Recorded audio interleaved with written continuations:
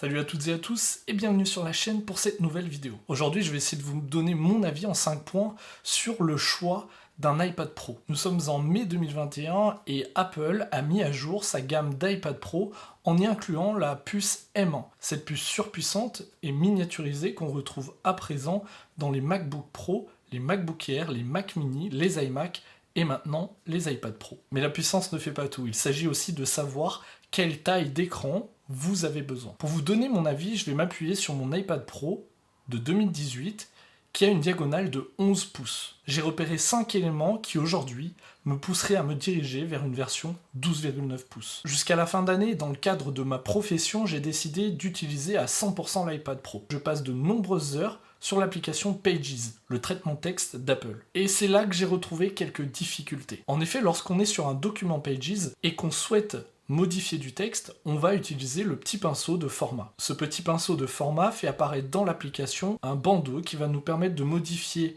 la police d'écriture, la couleur, la forme, etc. Sur la version 11 pouces, je me retrouve vite étriqué. En effet, il m'est arrivé à plusieurs reprises de vouloir modifier un mot de mon document, de vouloir modifier la taille et de ne pas pouvoir voir le résultat car il était masqué par ce bandeau de paramétrage. C'est comme si toute la fluidité que je retrouvais sur mon MacBook Pro était étriquée dans un tout petit contenant sur mon iPad 11 pouces. Dans l'affichage, je vais parler de mon deuxième point. Il s'agit tout simplement du clavier de l'iPad. Sachez que celui-ci prend environ 50% de l'espace de votre écran. Cela signifie que lorsque vous êtes sur un document long à écrire, vous allez avoir uniquement 50% d'affichage de votre document. Le reste sera pris par le clavier de l'iPad. Le troisième élément m'amène à parler d'une fonctionnalité qui est très utile sur iPadOS.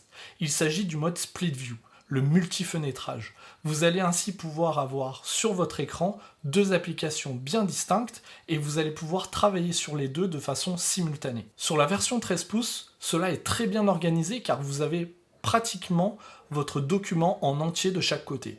Je m'explique. Si vous utilisez par exemple d'un côté un fichier PDF que vous avez besoin de lire sans zoomer, et de l'autre côté un fichier Pages sur lequel vous écrivez, vous allez pouvoir librement circuler entre les deux sans avoir forcément à zoomer à chaque fois sur certaines parties du document. Sur la version 11 pouces, ces deux fenêtres vont être forcément plus petites. Et vu qu'elles sont plus petites, il y a moins de visibilité. Le quatrième élément que j'ai noté, c'est lorsque vous souhaitez par exemple dessiner sur l'iPad ou tout simplement prendre des notes manuscrites. Si vous avez l'habitude de prendre des notes manuscrites ou de dessiner sur l'iPad, sur la version 11 pouces, vous allez ressentir une certaine gêne au bout d'un moment. Tout simplement parce que votre main va être constamment en bordure de votre iPad.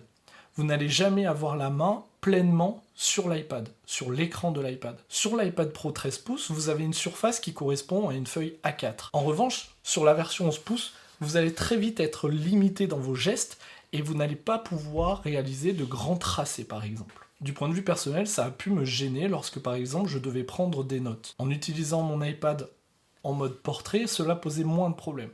Mais dès que je décidais de le mettre en mode paysage, le système vertical me permettait pas de descendre comme je le souhaitais.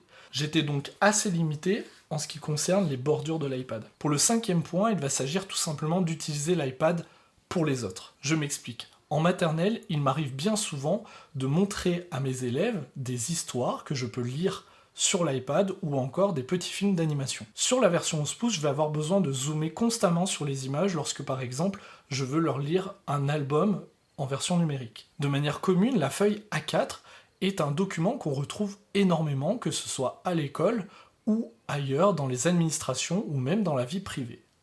C'est un document que l'on connaît et on a donc une surface d'affichage que l'on connaît déjà. La version 12,9 pouces de l'iPad Pro correspond à cette taille-là. Ça veut dire que lorsque vous allez montrer un document à vos élèves, vous allez le montrer comme si vous le montriez sur une feuille A4. Et c'est ce qui me manque sur la version 11 pouces. Je vais avoir constamment besoin de zoomer sur chacun de mes documents lorsque je vais vouloir les montrer à mes élèves. Je vous ai présenté en 5 points pourquoi aujourd'hui je me dirigerai davantage vers une version 12,9 pouces et je laisserai de côté la version 11 pouces. Bien souvent dans certaines vidéos on entend parler de l'encombrement, du poids mais aussi de la taille extérieure de l'iPad entre la version 11 pouces et la version 12,9 pouces. Pour ma part, je trouve qu'elle est dérisoire. En termes de poids, je ne vais pas m'amuser à peser mon iPad tous les jours, mais surtout les accessoires que je vais lui ajouter vont considérablement changer la donne. Au niveau de la portabilité, soit je l'utilise dans une main en le prenant sur une fente, soit je l'utilise avec une petite poignée que je colle au dos.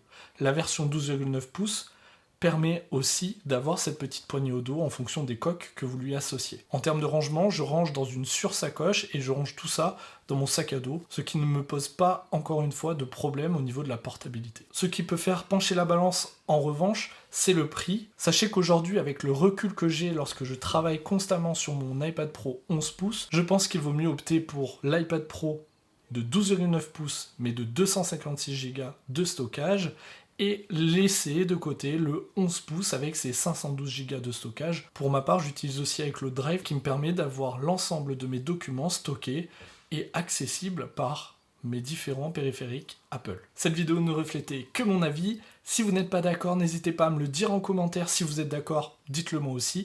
Partagez votre expérience. Est-ce que vous avez un iPad Pro 11 pouces? Est-ce que vous avez un iPad Pro 12,9 pouces? Est-ce que vous avez d'autres iPads, d'autres types d'iPad et vous les utilisez au quotidien de façon optimale? N'hésitez pas à m'en faire part. J'espère que cette vidéo vous a plu. Je vous dis à bientôt sur la chaîne. N'hésitez pas à liker, à commenter, à partager cette vidéo.